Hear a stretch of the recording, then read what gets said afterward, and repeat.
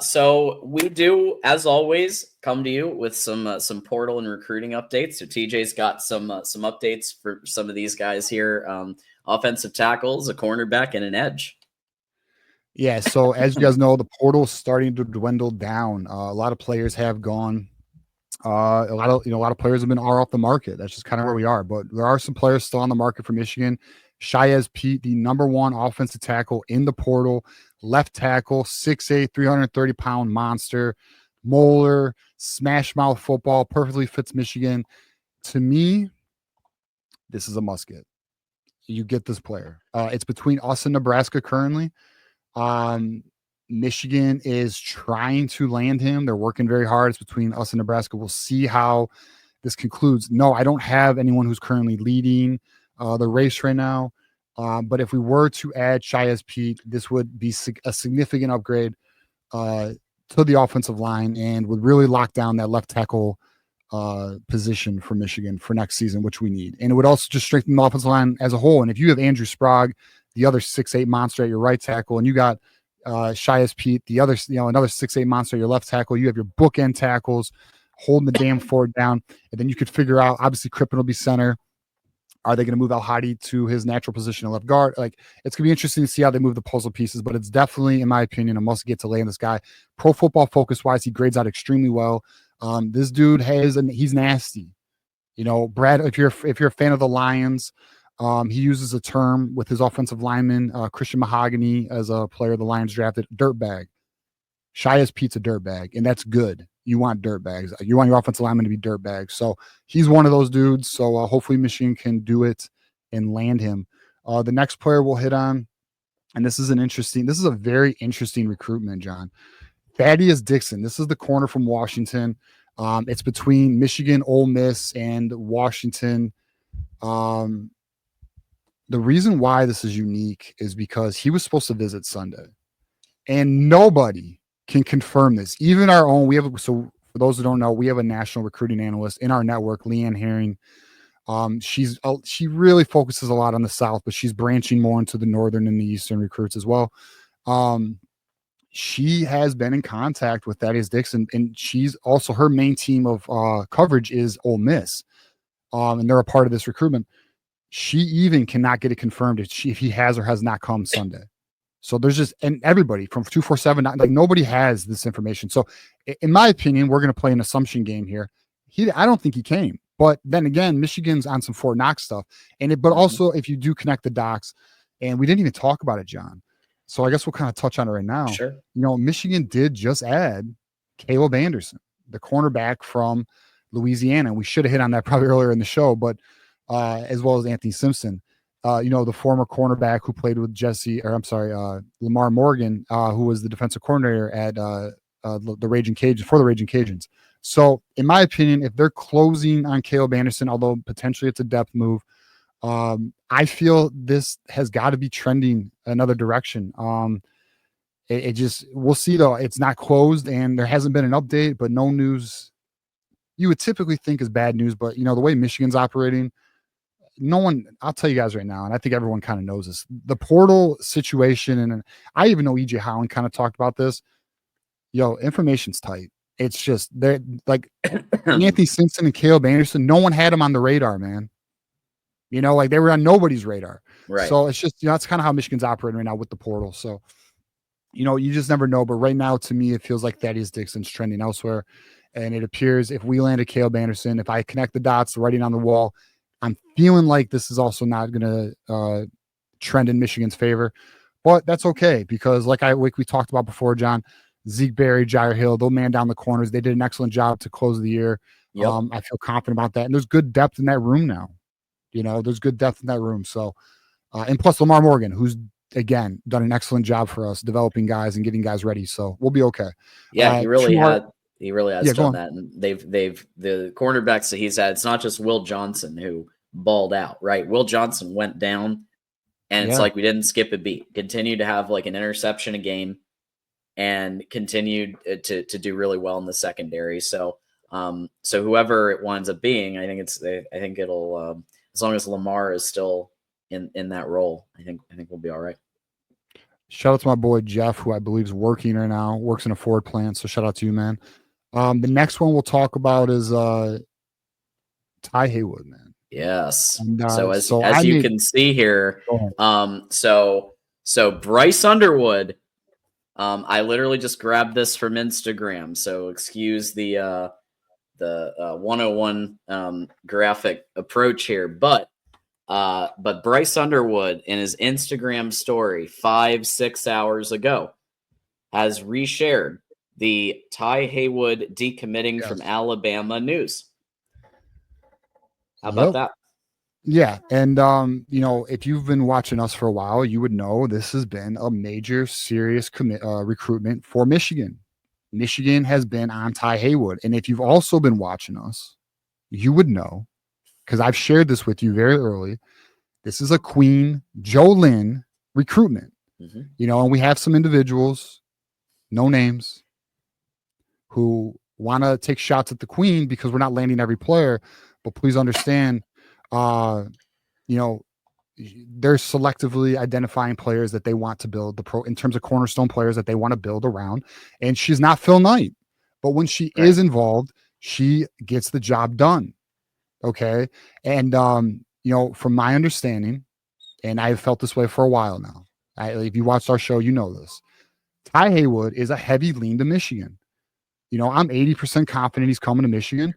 So Moose is also 80% confident he's coming to Michigan. This weekend, I know that Michigan's going to try and close. I know this. So Michigan's going to work to close this weekend. We just saw he just decommitted from Alabama. That's what the post was about. You have Bryce Underwood recruiting him. You have Sean McGee and co. Okay, the closer. Sean McGee, the closer. When Sean McGee comes visit you, it's closing time, right? Yep. They visited Grant Newsome, who came from Hawaii, by the way, which we're going to talk about another player who he visited in Hawaii. Grant Newsome, Sharon Moore, and Sean McGee visited Ty Haywood last week in Texas. Okay. And then who's coming this weekend? Who is visiting this weekend? Ty Haywood. And then let's look at this big picture. You got Andrew Babaloa, left tackle. You got Ty Haywood, who is projected right tackle, potentially right guard. And then your future offensive line with an Andrew Sprague at right tackle, Ty Haywood at right guard. You have monsters. These are monsters. Like Haywood is he plays with mean intentions. We would label him a dirtbag, bro, like in a good sense. So yeah, it's exciting. I'm excited to see if Michigan can close here. I feel confident they will. This is a major addition, as we also talked about on the show. You land Ty Haywood. You land this next player we're going to talk about, Zahir Mathis, who's going to be visiting the 25th of January. You have the number 6 class in the nation. Okay, you are on the borderline of a top 5 class, and that's amazing considering things really ramped up towards the end of September. Michigan's done work, boys. Like I know there's frustration on the portal. I do know, and we have not landed all of our top targets. At the same time, though, Michigan's looking to build a long-term sustainable winner, and you do that through recruiting, just like a professional team does it through the draft. The same, and Sean McGee comes from a professional background, Chicago Bears. He came from the NFL. That's his approach, and they have slots for portals. They don't want to overspend. They want to use their money efficiently. This is kind of where we are. So we need to look at this like a true build. And you can kind of see the pieces come to fruition. 2026 class, which we're going to talk about, but I'll hit on Zahir Mathis real quick. But 2026 class, which we will talk about next, you'll see that. You'll see that, the direction, in my opinion, 2026 is going to be better than 2025. Now, you're not going to have a Bryce Underwood landing. I mean, that we're talking about a generational talent, but you are going to have a strong class that's only going to build on 2025.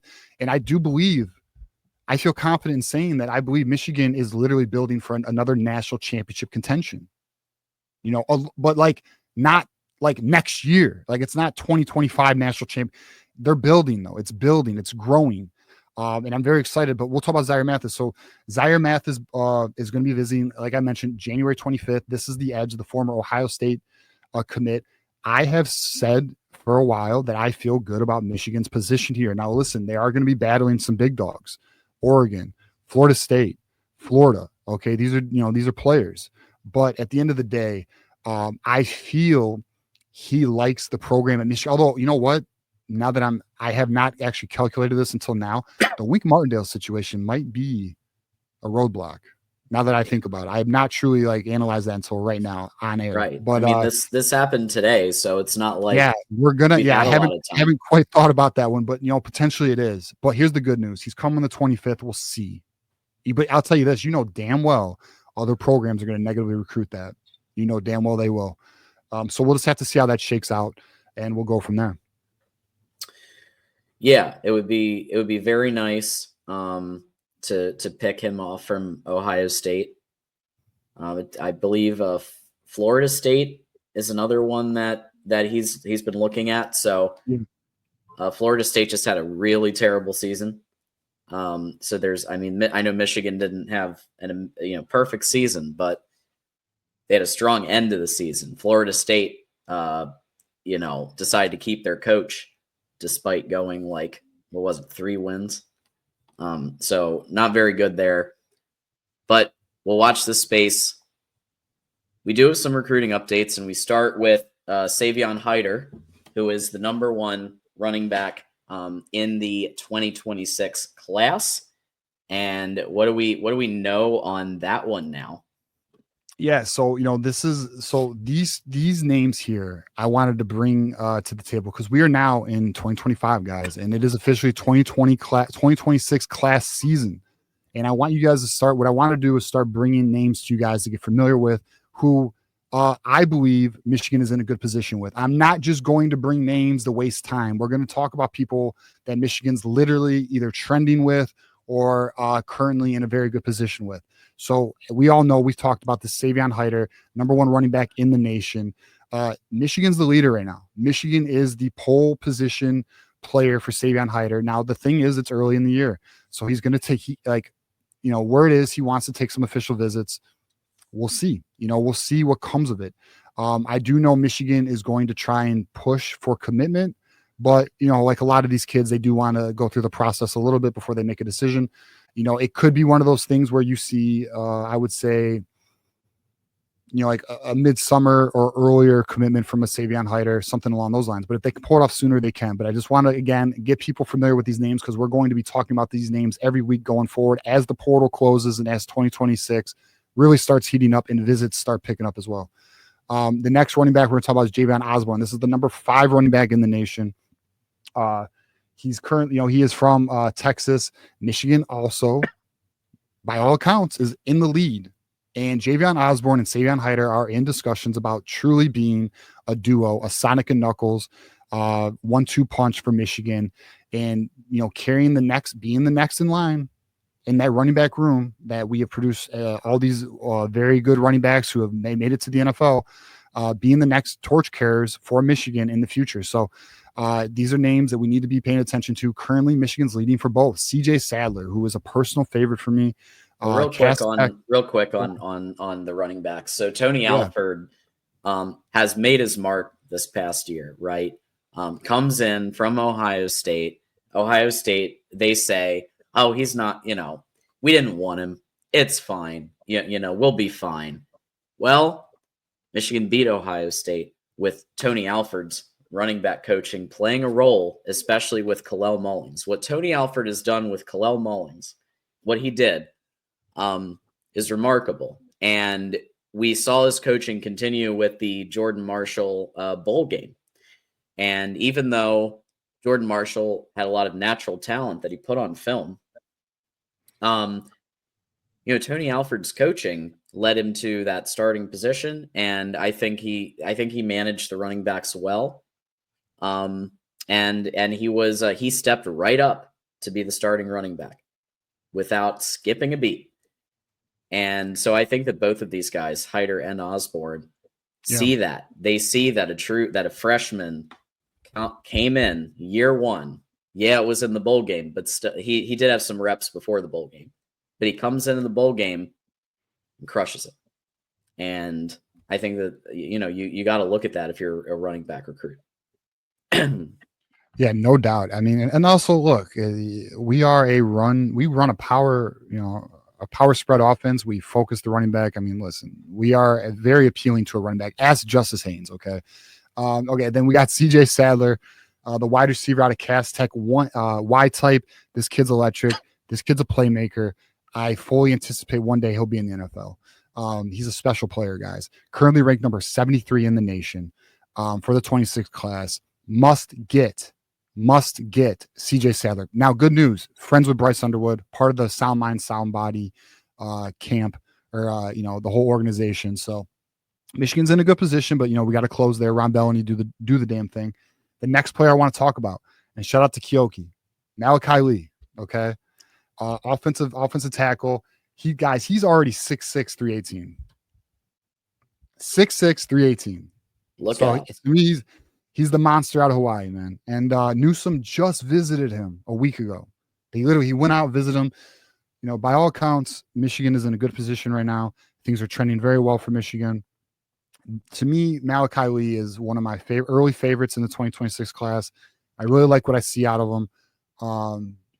Let's see if they can close. Let's see how quickly they can close too, because I know Michigan's going to want to start getting momentum for the 2026 class. It's going to be very big, especially, I believe the dead period's February. So if you can get momentum now, that's great, but definitely in March, you want to start building momentum. And then the next player we'll talk about is Gregory Patrick, who is the 6'4", 275-pound tackle out of Portage, Michigan, hometown kid. Currently ranked number 146 in the nation. Malachi Lee, by the way, is ranked 138 in the nation. So again, these are all top players, blue chip, highly ranked players. Plus, it's early, and I know there's probably someone watching. Listen, these rankings are going to adjust about 7 times before and you're right. But as it currently stands, that's where they're ranked. And then the next player I want to talk about is Matt Ludwig, the Montana monster this is your Colston Lovin 2.0, boys. So he's currently out. This is one of your diamonds in the rough in one of those states where it doesn't get a lot of attention, but there's this freak athlete who catches Michigan's attention, and this is the one for this cycle. It's Matt Ludwig out of Montana. He's 6'4", 230 pounds already as a junior. So yeah, he's a player we really need to be paying attention to. I think Michigan's in a good position for him. I know they're pushing hard there. They want him. So we'll see what Michigan can do. And then, John, before we move on to one of our favorite individuals, Trae Taylor, do you got anything on that? No. I anytime you say the next Colston Loveland, I think that's always exciting because he's, I think Michigan's tight ends, they do a great job of receiving, of blocking, of doing anything that's asked of them. And they've done it year after year. And so, what I've heard early on looks promising. Moose also says, I like our chances. Yeah, and then so here we go, boys. Here we go. Friend of the program. And honestly, Trae Taylor. Good dude. I've talked with Trae, and he's legit, man. And we also interact on social media as well. And I'll tell you right now, big fan of him. Trae Taylor just visited again for visit number 25. No hyperbolic, nothing, no bullshit. The kid's literally been here 25 times. He came again this weekend while the coaches were away, by the way, guys. The coaches were away. The coaches were visiting other players. He came again. That's how much he loves Michigan. So to me, and I don't even think it's really a secret. I think it's an open secret. I think Michigan wants him to be the QB for 2027. He's QB1. Trae Taylor out of Illinois, visited again. And he'll probably visit again because he hasn't met Chip. I don't think he's met Chip Lindsey yet. I could be wrong. I might be inaccurate, but I don't believe. What I do know is this: Chip Lindsey at North Carolina did recruit him, so he is familiar with Chip Lindsey. He does have a relationship already with him, but I'm not quite sure Chip Lindsey was here when he came and visited. I'm not quite sure on that. But what I do know is he'll be back. And one thing we will try to do is we will try to get Trae Taylor again this offseason for a player interview. And get an update on him and see what's going on.